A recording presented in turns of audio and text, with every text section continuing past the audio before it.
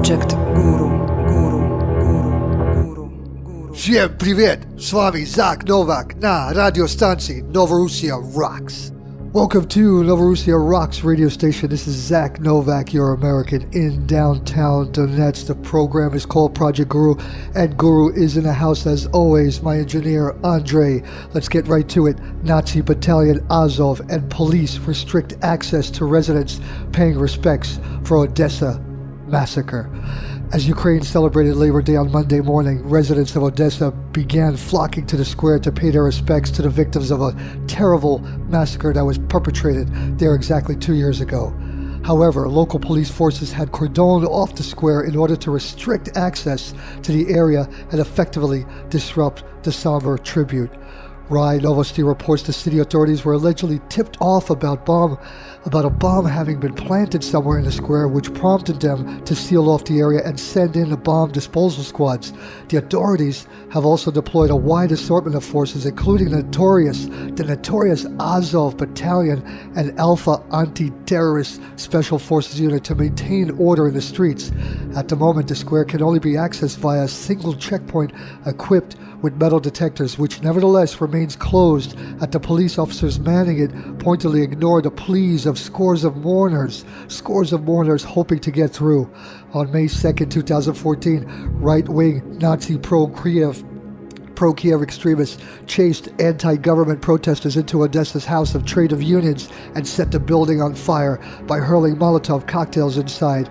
According to official data, the tragic incident saw 48 people killed, including 7 women and a minor. Another 200 were injured, including 49 policemen and 14 servicemen. Many claim the death toll was several times higher.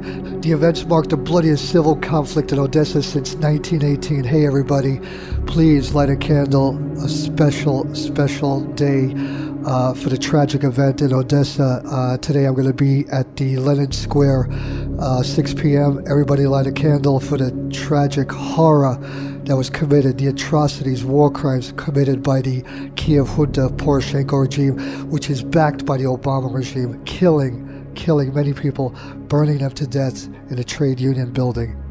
Rest in peace. 3 fascist Turkish soldiers killed, 14 wounded by PKK attack. VIVA PKK. 3 fascist Turkish soldiers were killed, 14 others were wounded on Sunday in an armed attack by Kurdish freedom fighters, the PKK, during a military operation in the southeastern town of Nusaybin. Turkey's army said in a statement, Turkey's largely Kurdish southeast has been hit by waves of violence and clashes between Nazi Turkey government security forces and members of the outlawed freedom fighters, the Kurdistan Workers' Party, PKK, after a ceasefire fell apart last July. Viva PKK. Guru Andre, listen to this. No ground troops, but British and Italian special forces ambushed in Libya. Details are extremely scant, mostly because both nations continue to deny having ground troops in Libya, but a group of British and Italian special forces inside Libya were said to have been ambushed by ISIS forces in an incident on Wednesday. The ambush included suicide bombers, and Italian troops were said to have been killed or wounded in the incident, while some reports also suggested some of the British special forces may have been captured in the attack, which began with vehicle bombers. Reports from earlier this month suggested Italy is looking to lead a 6,000-troop ground invasion of Libya, with Britain expected to provide about 1,000 of those troops. The invasion is predicted on the UN-backed unity government ever getting enough legitimacy to endorse the invasion. Yet Britain is believed to have had troops in Libya for months, as have the US, Italy, and France. The special forces deployments are being presented as something short of an invasion. However, with the US claiming their troops are there trying to find allies for a future war. War rips across the northern city of Aleppo, Syria. The Syrian army's promised regime of calm is taking effect in the portions of the country where it was promised this weekend, but violence continues to rage in the northern city of Aleppo, as throughout the weekend, military airstrikes pounded rebel neighborhoods and rebels shelled the government districts.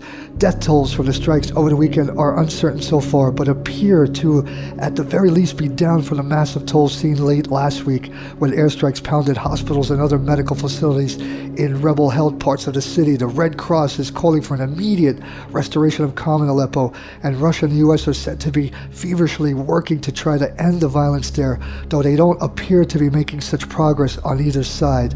The military made much of not including Aleppo in its calm, while the rebels in the area are dominated by Al-Qaeda's Nusra Front, which has never been a party to any ceasefires. Even the Islamist factions who are in the ceasefire and fighting alongside Nusra are ruling out any regional ceasefires now after the recent peace talks collapsed. Nearly 2 weeks of trading fire in Aleppo has killed nearly 250 people, according to Syrian Observatory for Human Rights stats, and those deaths were almost exclusively civilians, with neither side making any real successful attacks on the other's combatants. More violations by the Fascist Azerbaijani forces attacking Armenia and Nagarno-Karabakh. The Fascist Azerbaijani army shelled the northeastern section of Armenia's state border last night, the Armenian Defense Ministry said on Monday. The enemy mounted the fire attack with small arms and sniper weapons of various calibers, mainly targeting indiscriminately the border positions of the Armenian army. Showing restraint, the advanced units of the Armenian armed forces resorted to retaliatory steps only at the worst extremity. They are confidently controlling the situation along the border. The view from Azerbaijan, the Fascist Azerbaijani Defense Ministry said on Friday that the Armenian armed forces have violated the ceasefire 112 times on various sections of the front line over the past 24 hours, using, in particular, 60mm mortars. According to its version, the Armenian side shelled the Azerbaijani army positions located in populated localities on the hills along the border between the two countries and the areas adjacent to Nagorno-Karabakh. In accordance with the operation situation, the Azerbaijani armed forces carried out 114 fire attacks on enemy positions and trench lines, the ministry said. The Nagorno-Karabakh conflict, the situation along the line of engagement of the conflict parties in Nagorno-Karabakh deteriorated dramatically overnight to April 2nd. Following fierce armed clashes on the contact line, the parties to the conflict accused each other of violating truce. Terrorist organization NATO to send 4 battalions to the Russian front, according to Deputy Defense Secretary Robert Work. Terrorist organization NATO intends to send 4 battalions worth of ground troops to the Russian border along the Baltic, with the troops to be deployed in Poland as well as around the former Soviet states of Lithuania, Latvia, and Estonia.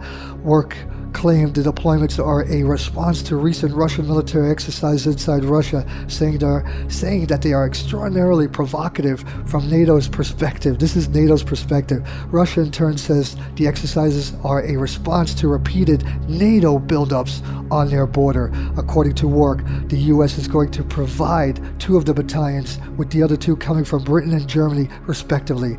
This adds to 2 solid years of NATO buildup in the region, including both troops and pre-positioning of armored vehicles in the region.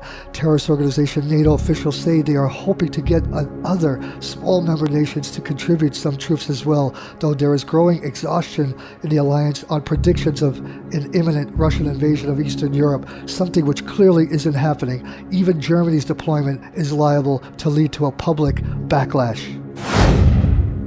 3 dead as Nazi Ukraine junta bombs Donetsk Republic on Easter Sunday. 3 deaths were reported Sunday in the fighting in the eastern Ukraine Donbass region, despite a recently brokered armistice for Orthodox Easter. American-backed fascist forces and Russian-backed freedom fighters had agreed to observe a ceasefire with the start of the Orthodox Easter and May Day holidays. The armistice was supposed to go into effect at midnight Saturday. Sunday was Easter under the Orthodox Christian calendar.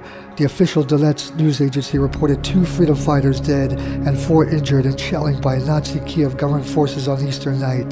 The Donetsk People's Republic Defense Ministry said their side of the front line was shelled more than 160 times in the past 24 hours. Fighting in the Donbass industrial heartland has been raging for 2 years now, claiming more than 9,300 lives. Nazi Ukrainian hostile junta shelled the territory of the Donetsk airport, Shirokaya, Balka, and suburbs of Gorlovka, according to the representative of the DPR Defense Ministry. According to the data of this resource, hours, the enemy carried out shelling from positions in Opotnoye, Novogorодskoye, and Mariorsk, having used mortars of 82 and 120 caliber grenade launchers and small arm fires as well. It was earlier reported that Nazi Ukrainian fighters shelled DPR territory 160 times for the last 24 hours. That again, 2 DPR soldiers dead. Again, these are also targeting civilian areas as well. Now, Alexander Motuzniak, the junta spokesman for the fascist Ukraine operation in the east, said Sunday morning that 1 soldier has been killed and 7 more injured in the past 24 hours. He said separatists had shelled government positions overnight at several locations, including the suburbs of the rebel stronghold of Donetsk. This, according to Nazi Ukrainian junta side. We're not afraid. Veterans will march in the center of Kiev on May 9th. A likely ban on the celebration of Victory Day in Ukraine would be an insult to the veterans of the Great Patriotic War. However, they intend to march on Krещатик even if the far-right Nazi extremists open fire on them. So across the board, everybody, patriotic veterans, the victors over Nazi Germany, over Nazi Ukraine, will be marching across Ukraine, across Donbass, across Novorossia, Donetsk and Lugansk. Forever, the patriotic veterans. Thank you, Mother Russia. Thousands take to the streets in North America at May Day rally. Violence erupts with the police. Thousands have taken to the streets across the U.S. to defend workers' rights and protest against the treatment of immigrants and hateful presidential campaign rhetoric. Meanwhile, 10 people were arrested in Montreal, where May Day celebrations resulted in clashes with police. Canada May Day celebrations ended up with crowds scuffling with the police just 1 hour into the demonstration, rallying to fight imperialism, racism, borders, and colonialism in an attempt to destroy capitalism. The so-called anti-capitalist protests got a bit out of hand. As the procession went into full swing, some protesters attacked police stations on St. Catherine Street. 2 large police stations' windows were smashed by projectiles. Police were forced to use canisters of tear gas to disperse the crowd. Orange smoke filled the area around Bishop and St. Catherine Street. Police reported at 10 arrests and 1 minor injury. Over in the U.S., New Yorkers, Bravo New York, called on people to loose chains and demand another world where forced migration due to neoliberal policies no longer happens. Saying no to immigrant deportation, detention, and raids, they began their May Day rally on Union Square in Manhattan at noon, arguing that Black Lives Matter. The activists spoke out against police brutality. They also called on workers to have substantial wages. Surrounded by police presence, they walked across the Big Apple in their hundreds. In particular, May Day participants spoke out against controversial rhetoric by leading Republican presidential contender Donald Trump. Throughout his campaign, Trump has been calling for a wall on the border with Mexico and blamed Democratic contender Hillary Clinton for playing the so-called woman card. The anti-Trump sentiment was extremely strong over on the West Coast in Los Angeles, where hundreds of neutralized immigrants also gathered at noon for a May Day rally. 3 separate marchers began peacefully around noon with several hundred people in attendance. Holding a large blow-up doll of Trump, they walked through downtown Los Angeles with signs that read, "Dump Trump." Hey everybody, that ends our program. Please, as I stress, always stay safe, stay on alert.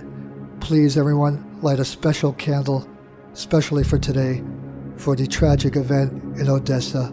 Everyone, have a great day and see you all on Wednesday. Bye-bye, folks.